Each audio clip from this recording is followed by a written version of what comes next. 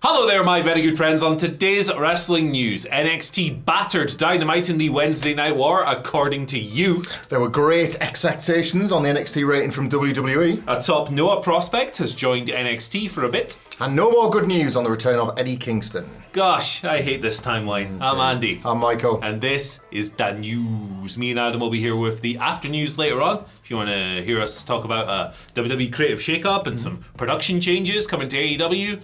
And maybe someone who's leaving AEW. Check that one out later on. Also today, Simon Miller is doing a special AEW NXT head-to-head version of Ups and Downs. So, big day on the channel. Yeah. I might not even put a list out today, Michael. That's how crazy it is. No, I need 10 things in an order that we've previously decided that people can have a fight about, Murray. There you go. What are you going to do about that?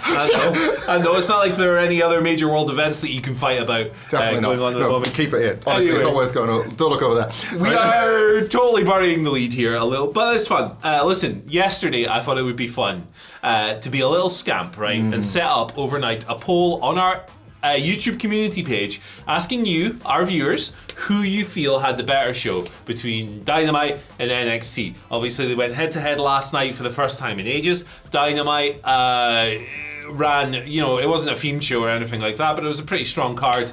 NXT had their ECW theme show from, is it the 2300? That's the number, right? From the old ECW arena, basically. And they had a bunch of ECW people on there. Little Guido, Tony Mamaluke showing up. Yeah. Love to see it. Rob Van Dam, of course. Don Marie, Devon Dudley rocked up. Yeah. Hell of a night. Bubba Ray was in the... Francine was leading the ECW chants in the crowd for the women's main event. It was all good. There you go. There was loads of ECW people there.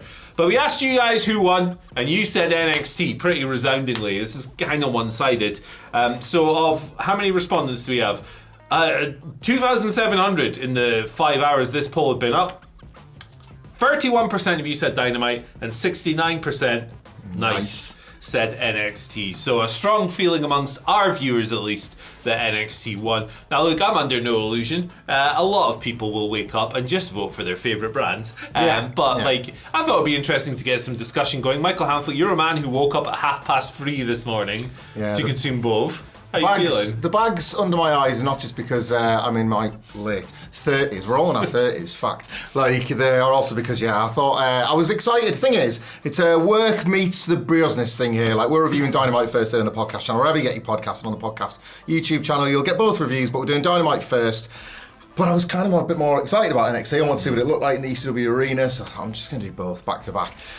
Do you know what? This was the least Wednesday Night War I can remember, because back in the original Wednesday Night War, I remember at least one of the shows being good. It was not a great night, truthfully, for either brand, I didn't think personally. I think the atmosphere, I would second that poll, if only because that building has a life of its own, the ECW Arena. Privileged to go there a couple of times earlier this year, and it's an experience I would recommend any wrestling fan if you can. And it did have great atmosphere for the whole night. There was a crowd that was a nice mix of people that were genuinely enthused for the current NXT product, as well as a few people that were glad to be back in a building that they hold dear. So you had that great atmosphere.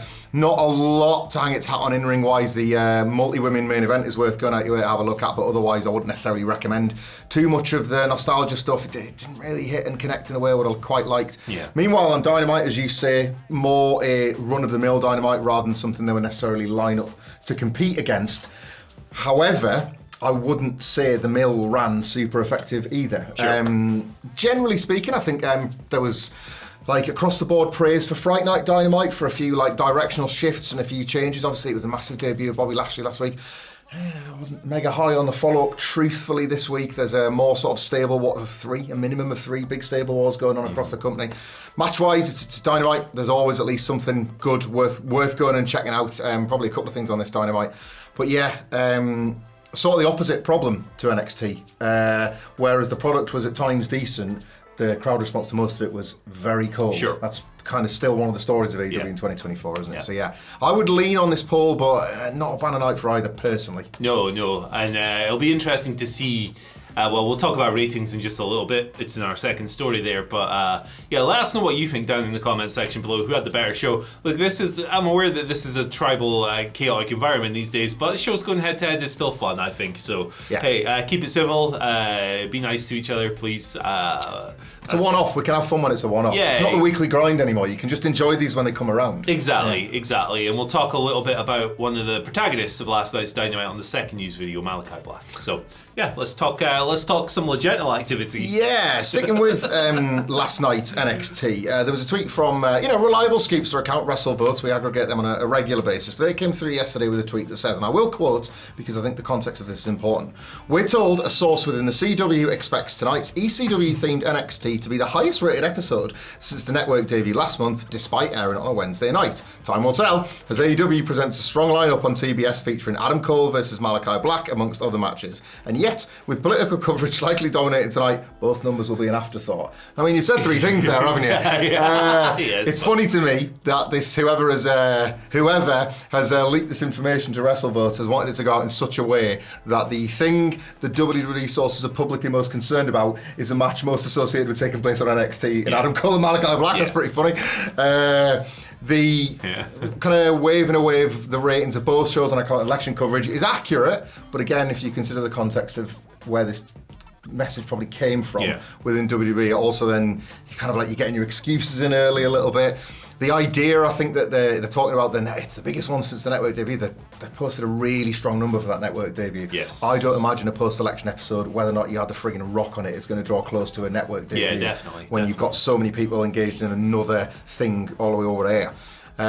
This feels very much like WWE getting things out on message, Legend Call, before the shows in order to just do anything they can to whip up that last minute bit of buzz or send any people that might have been on the fence or think, I might just DVR or whatever, like to try and give it a watch, you know? Yeah, when I read this, my initial... the first thing I thought immediately was that it was a PR thing because it's like, hey, we expect this to be huge. That implants in the mind of the reader, this is going to be a big show, I should watch it.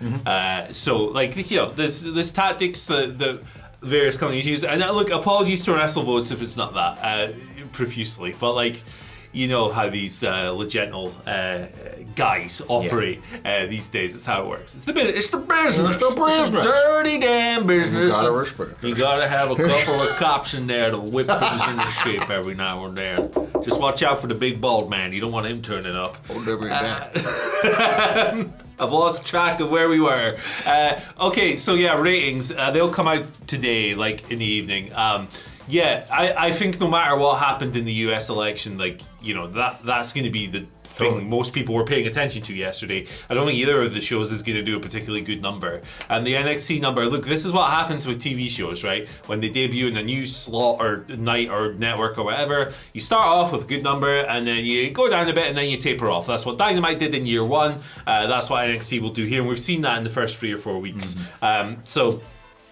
Interestingly, when Dynamite went over to Tuesday, it got just shellacked by NXT, which is a thing that's happened to AEW since its inception. Americans like their TV night routines. Yeah. There's proof of it. We have a joke about the uppers and the downs, but it's real. Yeah, when things move nights, it does throw viewers off. TV viewing is habitual, and when it breaks people's schedules and stuff. But also Dynamite, AEW in particular, has been very susceptible to changes, right? Yeah. So if there's ever a big football game or an NFL, that's the same thing, or a big news event, AEW always suffers quite badly, which to me, despite perception that this is a show for hardcore fans only, suggests actually their fan base is a lot more casual because they're more prone to missing the show due to exceptional events. So we'll see how the ratings come in.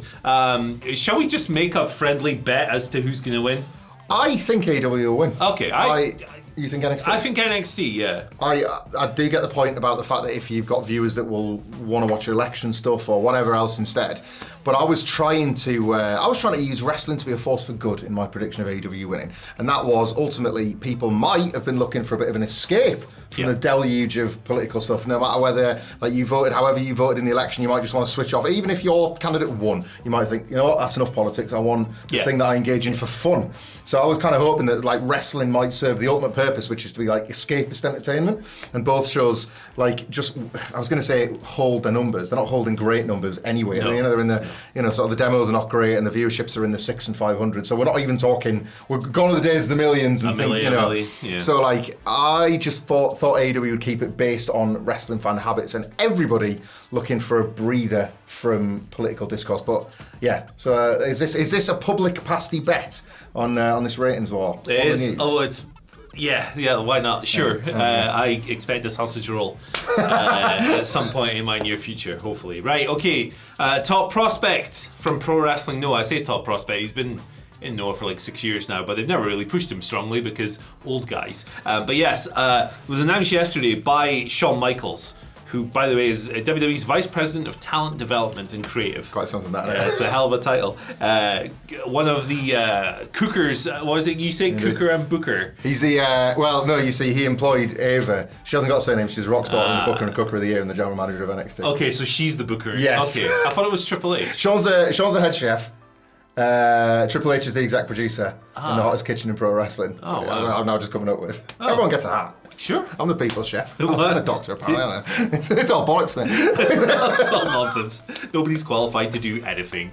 But yeah, Shawn Michaels announced this on socials yesterday. It aired as well while the show was airing, all this stuff. Yoshiki Inamura, he's coming to the Performance Center. This is part of WWE's business partnership with Pro Wrestling Noah in Japan. Michael's tweet read as follows: I'm excited to welcome Noah wrestler Yoshiki Inamura, or is at Noah Yoshiki, to NXT. This hard-hitting young man is going to be a problem for anyone he steps in the ring with. I look forward to growing WWE's partnership with Noah in the future. So this partnership has already seen AJ went to Japan to wrestle Marufuji in a really great match this year. Nakamura's been over to do the flipping retirement match for the Great Muta, which was hilarious. Oh boy. I enjoyed it, but it was very funny. And also we got Nakamura going back on New Year's Day this coming year. So presumably more N1 stuff going forward as well. So. Yeah, of course, Tavion Heights and Josh Briggs were in the N1, the G1, Jesus, Andy. So, like, I've watched a lot of Inamura, that's why I put him in the video, because I think, while he's not the biggest name in the world, he is one of the biggest boys in the world, and also, like, I'm looking forward to people discovering him. He's really fun. He's got one of these classic wrestling builds where he's just a big bulk. Okay. And he wrestles to that style. He's a fun, very exuberant presence in the ring.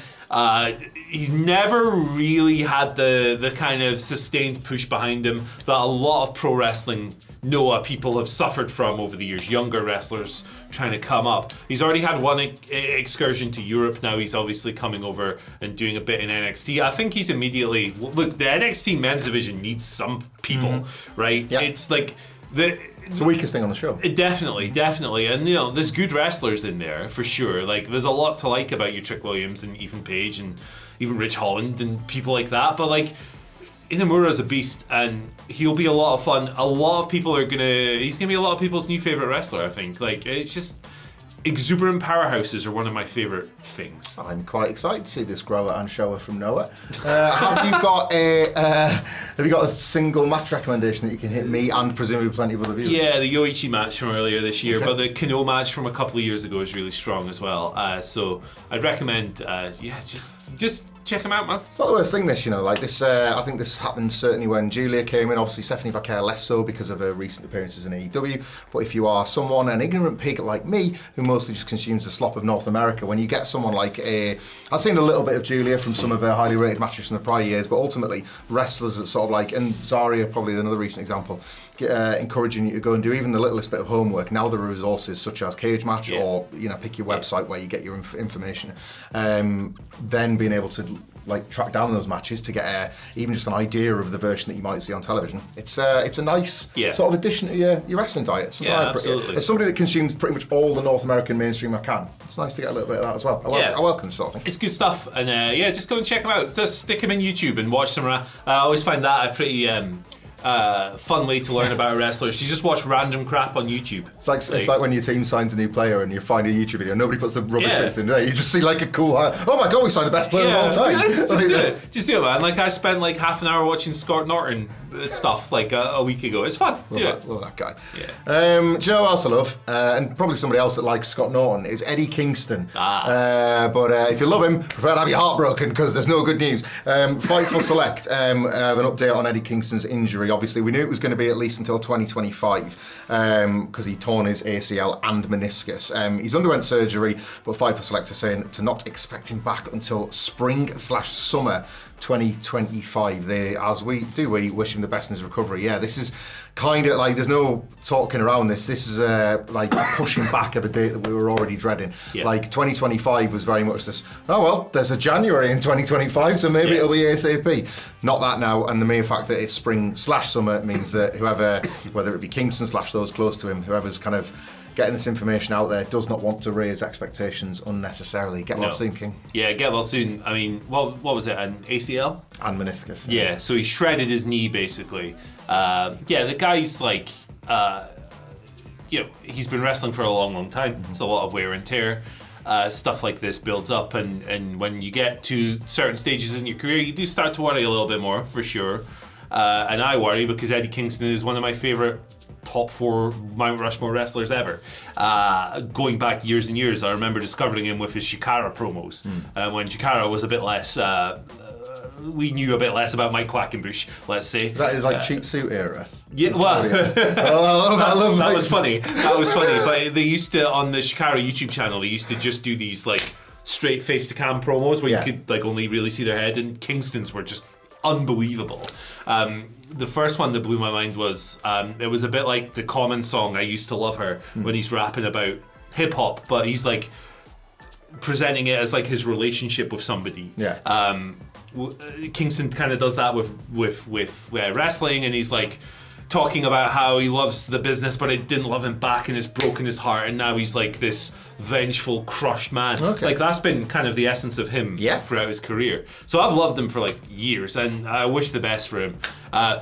Something that gives me a little bit of pause with Eddie is that when you think about knee injuries and stuff, it often occurs with a lot of like fast movements, changes of direction. It's very prominent in professional football, and it's very prominent. They're very prominent in NXT, where the house style in the women's division in particular is hyper athletic and super stunty. Eddie's not that kind of wrestler at all, so I hope that means that maybe it won't have as detrimental an impact on him as it might some other people when he comes back stylistically. But yeah, best wishes. He's one of the best, man. He's one of the most believable guys in the game. That mouth will always draw money. Exactly. So even if he can't work to a standard, there's no way that you can't make an act better just by having Eddie Kingston around it. Exactly. And like, there's no other person in the world who could have made that disaster of a pyro explosion in the barbed wire deathmatch work. And he did, but with that promo the next couple of days later on Dynamite. He's one of the best, and in an era where it's increasingly bright and glossy and boom, boom, boom, Marvel presentation, bang, bang, bang. It's very popular. I'm not downing it, but in an era where that is increasingly prevalent, it's really nice having a rough and ready guy from Yonkers. If you're going to snoop around and avoid politics or the size of Gary Barlow's son on X, look for, this week is the 3-year anniversary of the first face-off with the Punker and AEW. A perfect pro wrestling feud from beginning to end over the 2.5 weeks and 10 minutes it lasted. Perfection! Like, go and treat yourself to that one more time because it's timeless. And there's literally 2 men in the world who could have produced that as well. So hey, best wishes, Eddie Kingston. We love you. This sounds like a love letter to Eddie Kingston. Hey, why not? He deserves all the flowers. I'm a firm believer in giving people flowers while they are still wrestling, and Eddie absolutely rocks. One of the most important wrestlers and best of his generation. Thank you for joining us today. Hey, check out this big list of every WWE champion ranked right here, related to the current topic. And me and Adam will be back later on. Simon too, podcast channel later too. It's a busy ass day here at WhatCulture. Headquarters. Bye.